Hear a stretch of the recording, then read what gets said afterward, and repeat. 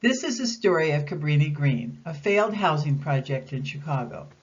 Cabrini Green is one of many projects that were built across the country in major cities from the 1930s to the 1990s. Paul Bergman and Jan Gibson, who have been interested in this unfortunate Chicago debacle, will uncover the backstory and include the hegemonic narratives of Cabrini Green from the beginning in the 30s to its evolution today in 22. The readers will learn historical background information, the structures as they were designed and built, as well as how these structures failed the residents. However, more than the structures failing the residents, the readers will learn about how governmental groups involved in participating and thinking they were doing their due diligence were actually failing the residents in far more severe ways. Paul and I will be interpreting and analyzing the projects, describing the hegemonic narratives, unfolding its failure, and explaining the multiple layers of the counter-narratives associated with Cabrini Green. Finally, the readers will be shown the results of the failures and how public-private partnerships are now attempting to resolve the issues associated with such a massive failure in Chicago's history. The early history of the neighborhood, which will eventually be Cabrini Green, is diverse. According to Dr. Neil Gale in Chicago's Lost Cities, Chicago's first Swedish settlement emerged in 1846, when immigrants destined for the Swedish religious colony near the Iowa-Illinois border decided to settle in Chicago. After the Great Chicago Fire of 1871, the Swedes started to leave this settlement for less dense surroundings, as the Swedish community became increasingly prosperous. However, the nickname of Swedetown given to this original area became Little Italy or Little Sicily as the Italians moved in, and then it was known as Little Hell. Finally, it became Cabrini Green neighborhood. Dr. Gale points out that in the 20s, the Little Hell victims, more than 100 of them, were casualties of the Prohibition-era mobs, including the infamous Al Scarface Capone, leader of Chicago's most powerful mob. Gale said that as notorious as Cabrini Green would become, the violence of Little Hell may have well been worse. The Cabrini Green project was constructed at the intersection of Chicago's two wealthiest neighborhoods, Lincoln Park, also referred to as near North, and the Gold Coast, less than 1 mile away. The division of the two opposing socio-economic neighborhoods, Cabrini Green and the wealthy areas, became more problematic for Chicago over time. It is significant to note that Goose Island was industrial and provided Cabrini Green residents with employment at the beginning of the development. Allison Thurman stated in her thesis entitled Cabrini Green, Past, Present, and Future that Cabrini Green grew over a period of 20 years. At its height of population, living within an approximate 1 square mile of real estate, there were 15,000 residents. The Francis Cabrini homes, a group of low-rises, were named St. Francis Cabrini, an Italian-American nun who served the poor and was the first American to be canonized.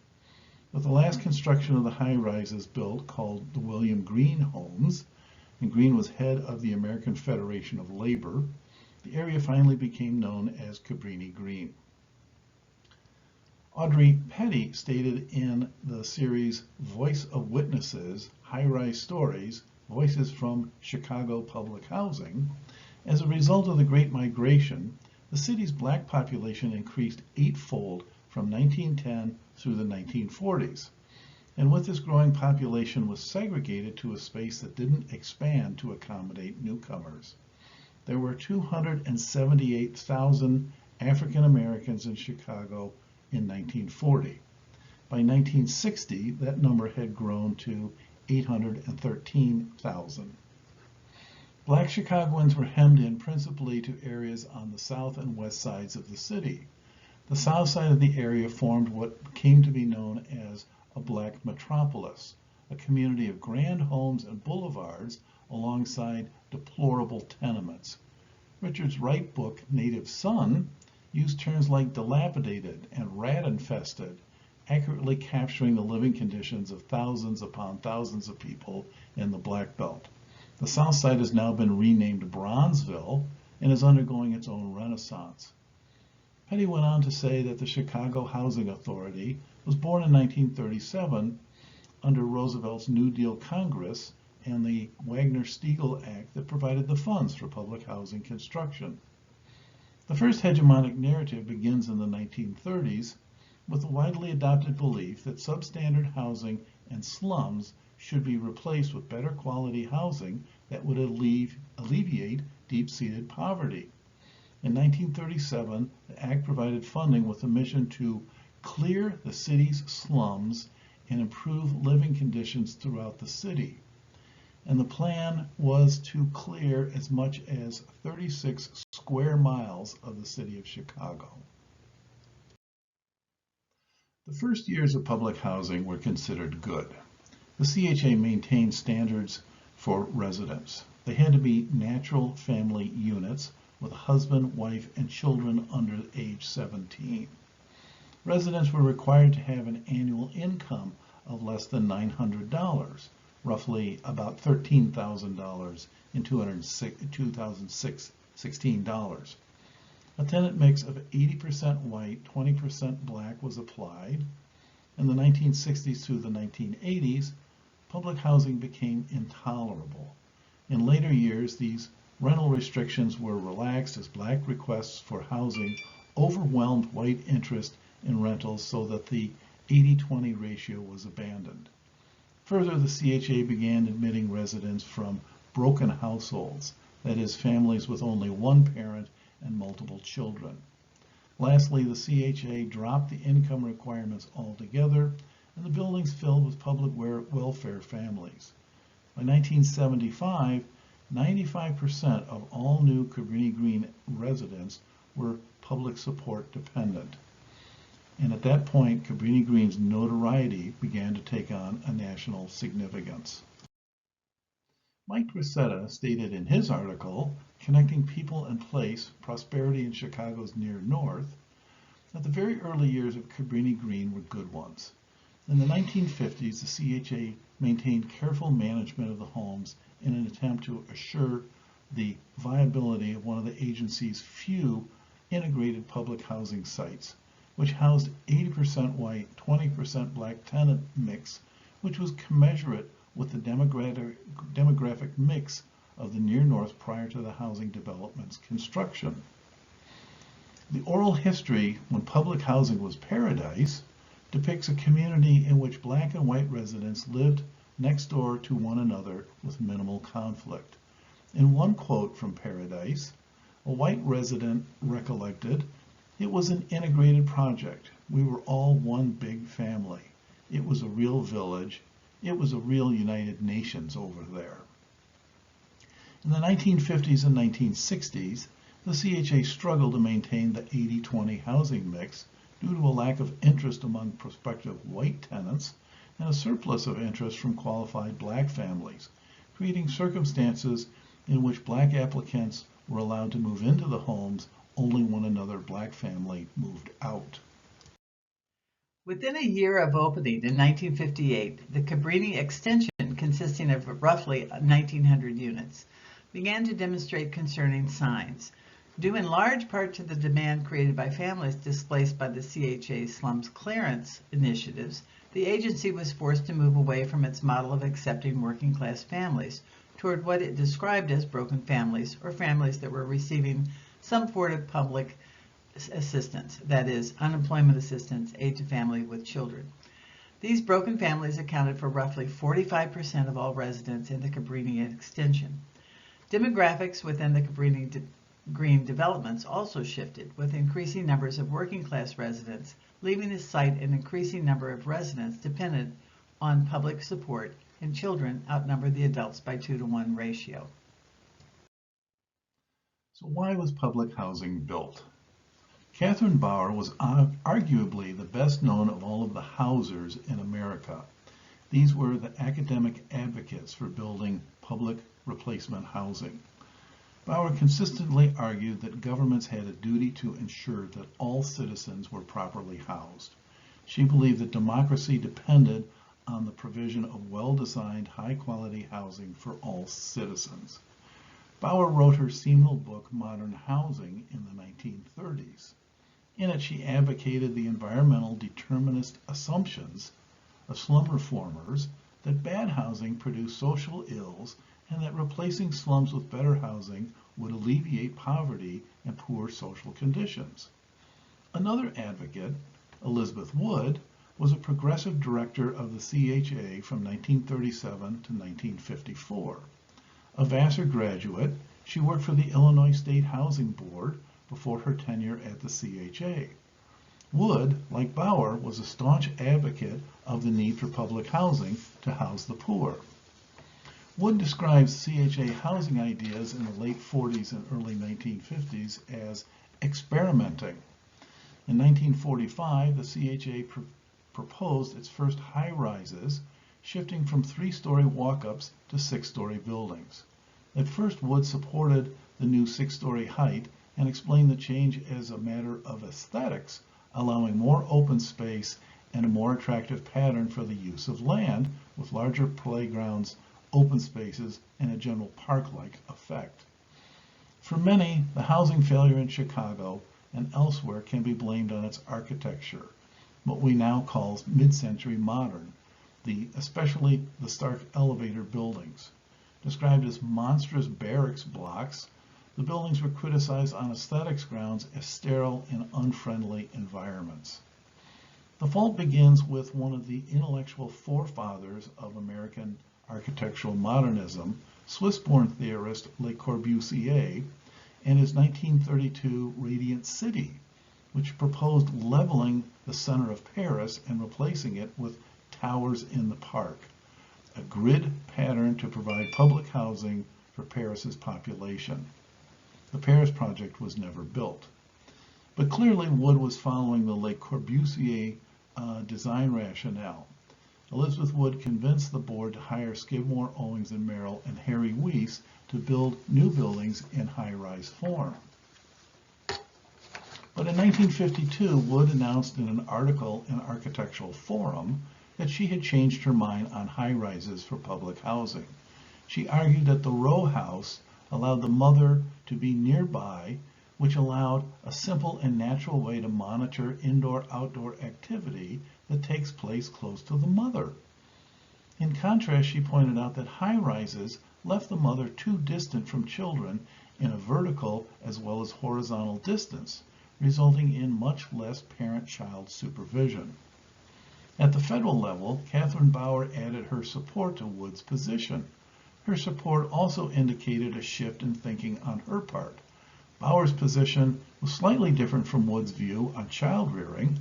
Bauer's view was simply that residents of the buildings didn't like the showy structures and slick technocratic solutions to urban problems.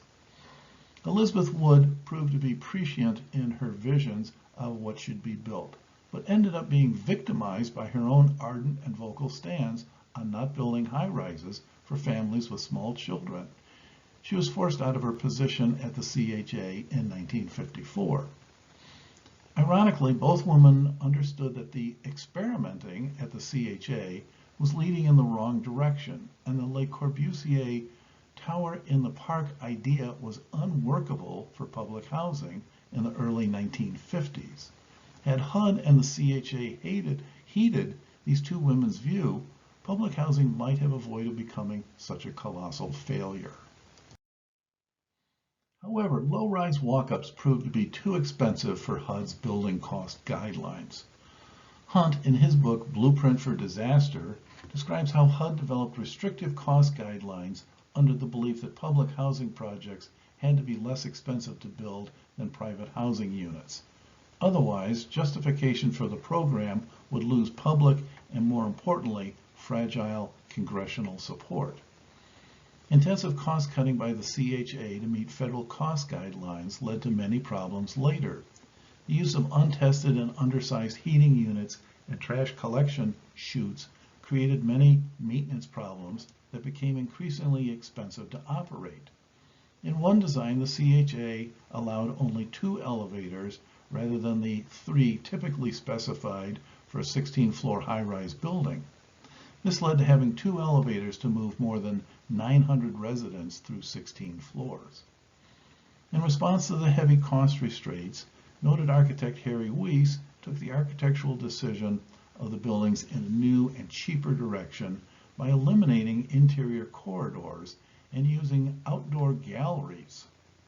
While the galleries were widely hailed and innovative at the time, they proved to be problematical. They were described as sidewalks in the air and predicted the wide galleries would provide important play spaces for children and would humanize the high-rise form. Hunt explains that galleries had to be fenced in to prevent objects, toys, and garbage from being thrown off the upper floors. In 1968, the CHA fenced in the galleries that now look like cages rather than galleries. In the 1950s, the CHA regularly evicted about 1% of its population for general undesirability. By the mid-1960s, the CHA's tactics grew strong responses from community activists and lawyers for the poor. They challenged the CHA's tactics in court in a civil rights suit, Getro versus Chicago Housing Authority, arguing the CHA acted capriciously and failed to provide notice and due process to tenants. From the suit in 1971, HUD issued new housing regulations, creating time-consuming delays and weakened the CHA's ability to enforce disciplinary policies. Crime rates grew dramatically in the 1970s. In the high-rises, there was a distinct lack of adults in relation to the children. Citing Grissetta, statistics show that the typical Chicago neighborhood in 1960 had one youth for every 2 adults.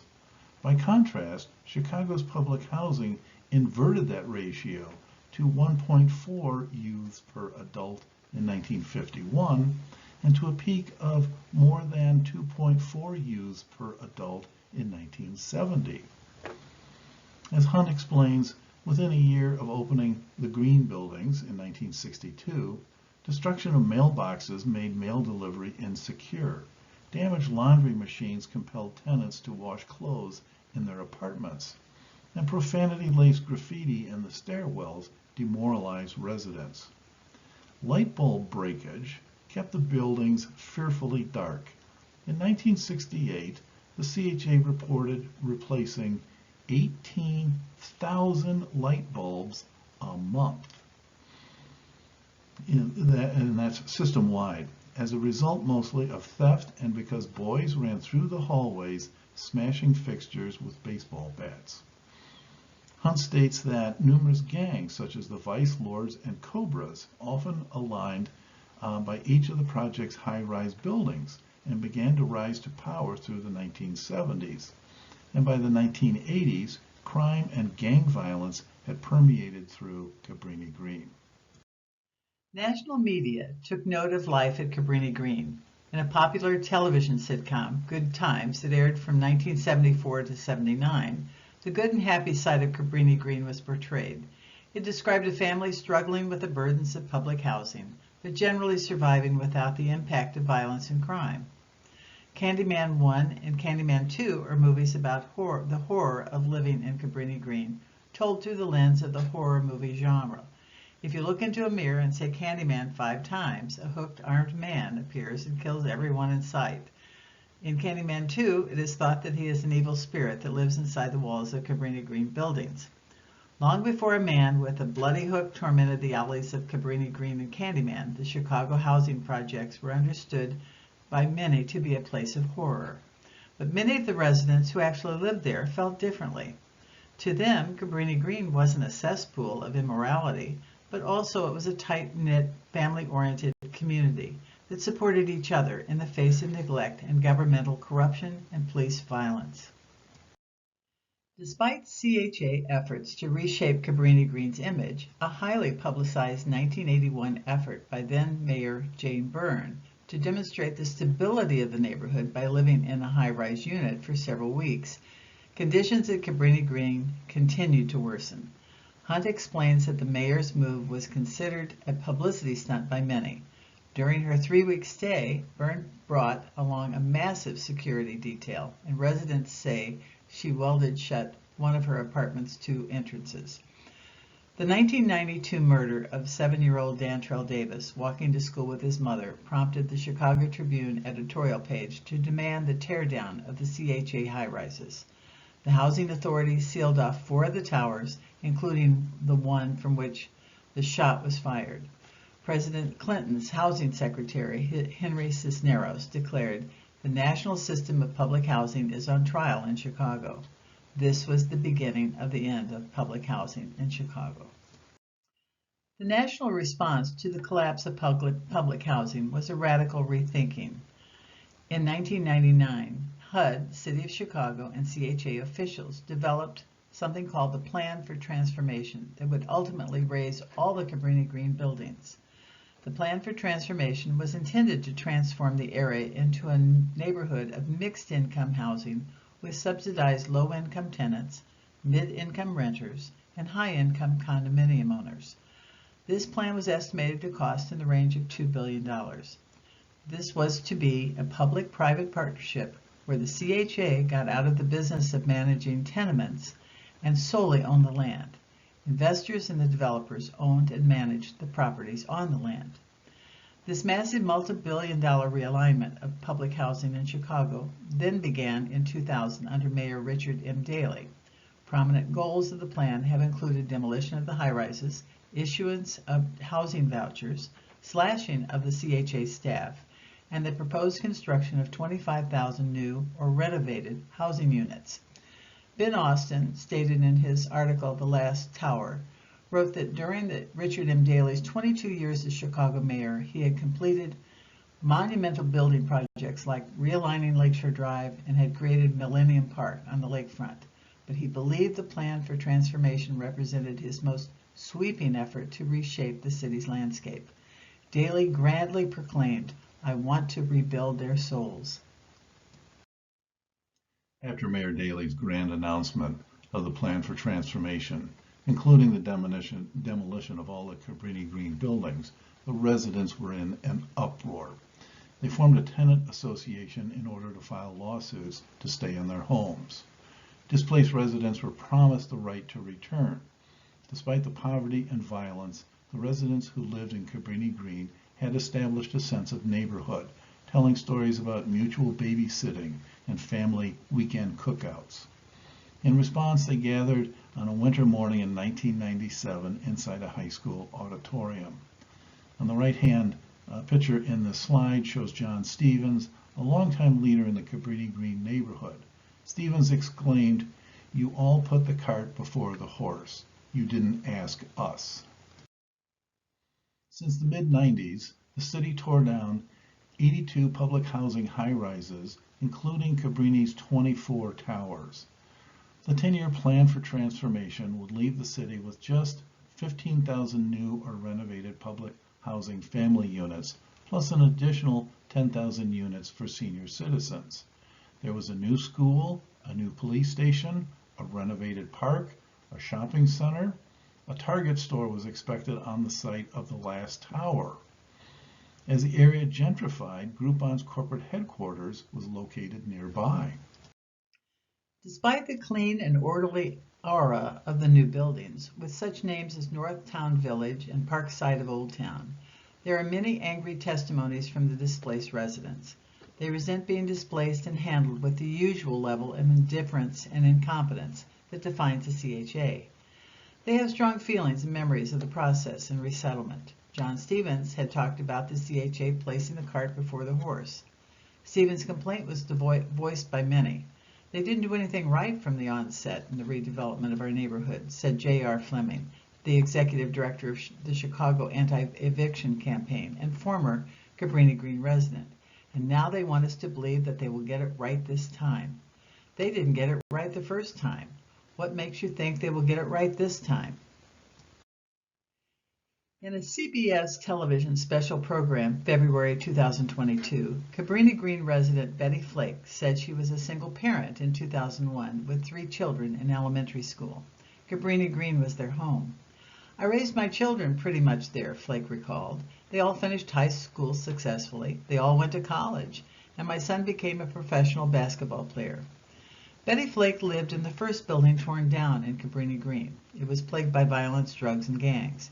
She said she was the first Cabrini Green resident to move into one of the first transformation buildings named Northtown Village 21 years ago. "I made this my home," she said. "I have more options here than I had at Cabrini."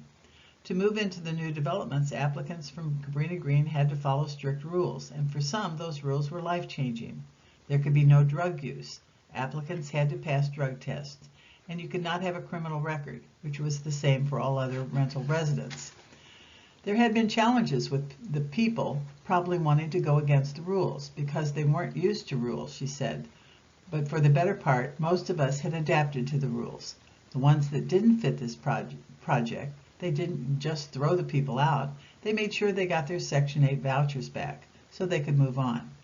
They did not just put the tenants out. Another transformation resident, Deidre Brewster, was hired by Peter Holston, a primary developer and investor, to become community director. Brewster believed that you have to stand up, speak out, and stand united. Through her activism, she helped organize meetings so that the transformation residents could speak out about current problems in their new development. She had sometimes helped expose incidents to the press, for instance, problems with the heat on in one of the buildings. She says that if the residents hadn't gone to the press, it probably wouldn't have been known.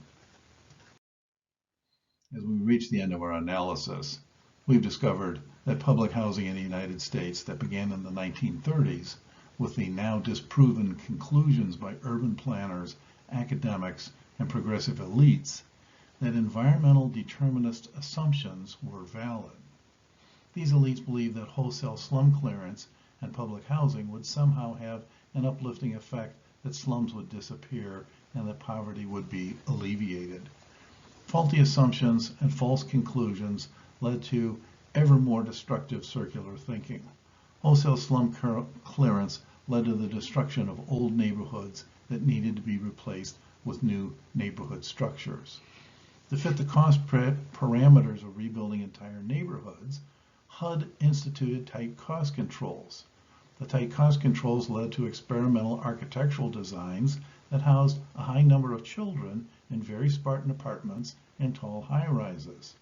This building configuration led to chaos when large groups of youth couldn't be adequately supervised. Further, cheap high-rise buildings led to poor amenities. Buildings with cheap amenities led to very high maintenance issues and corresponding high costs. In the 1990s, the projects finally collapsed in a wave of gunfire, gang violence, and general chaos. In the 1990s, HUD and the CHA launched its new plan for transformation. The plan tacitly admitted the failure and tore down all of the CHA high-rises. In its place, it seeks to build mixed-use housing managed in public-private partnerships where there is a mixing of low-income tenants, public aid residents, and market-rate tenants.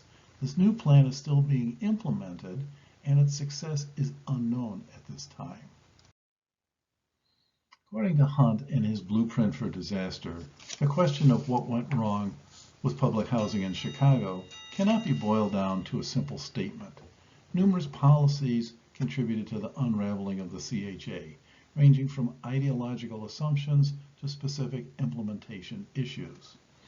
Within the hegemonic narratives, there are various components of failed public housing.